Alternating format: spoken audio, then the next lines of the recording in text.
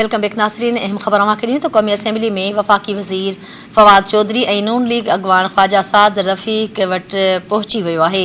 वफाकी वज़ीर फवाद चौधरी ऐं ख्वाजा साद रफ़ीक जी ॻाल्हि ॿोल वारी वीडियो वायरल थी वई आहे। वीडियो में वफाकी वज़ीर फवाद चौधरी ऐं ख्वाजा साद रफ़ीक ॻाल्हि ॿोल कंदे नज़र अची रहिया आहिनि। तव्हांखे आगाह कयूं पिया, कौमी असम्बली में वफाकी वज़ीर फवाद चौधरी नून लीग अगवान ख्वाजा साद रफ़ीक वट पहुंची वियो आहे।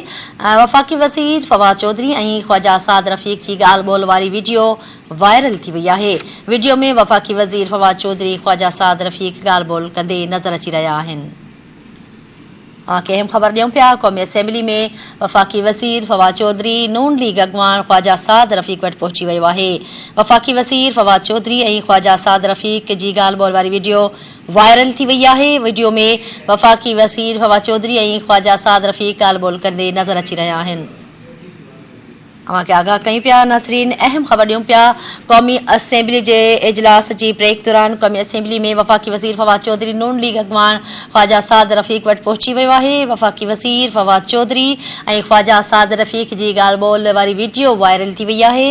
अवांखे आगाह कई त वीडियो में वफाकी वज़ीर फवाद चौधरी ऐं ख्वाजा साद रफ़ीक ॻाल्हि ॿोल कंदे नज़र अची रहिया आहिनि।